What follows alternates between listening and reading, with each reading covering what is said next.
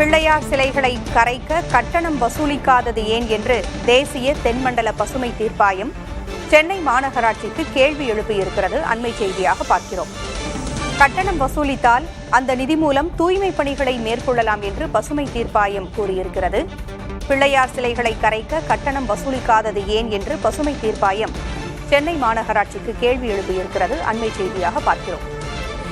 அண்மையில் விநாயகர் சதுர்த்தி விழா நடைபெற்று முடிந்த சூழலில் ஆங்காங்கே வைக்கப்பட்டிருந்த விநாயகர் சிலைகள் கடலில் கரைக்கப்பட்டன.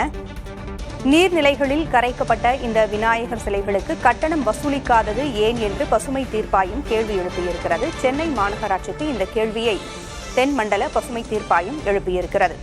கட்டணம் வசூலித்திருந்தால் அந்த நிதியை வைத்து தூய்மை பணிகளை மேற்கொண்டிருக்கலாம் என்றும் கூறப்பட்டிருக்கிறது.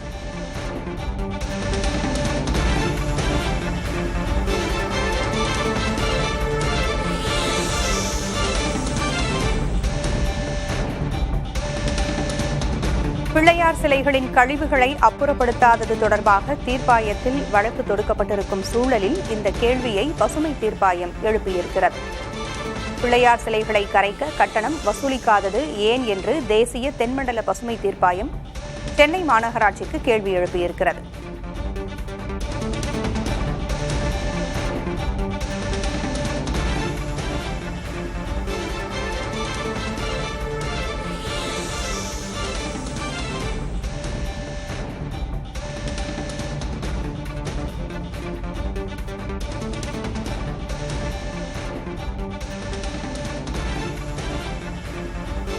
சென்னையில் 4 இடங்களில் பிள்ளையார் சிலைகள் கரைக்கப்பட்டன. அதில் பட்டினப்பாக்கமும் ஒன்று. பட்டினப்பாக்கத்தில் பிள்ளையார் சிலைகள் கரைக்கப்பட்ட நிலையில் அங்கு கரை ஒதுங்கிய கழிவுகளை அப்புறப்படுத்துவதற்கு சென்னை மாநகராட்சி தவறிவிட்டது என்றும் பசுமை தீர்ப்பாயம் கூறியிருக்கிறது.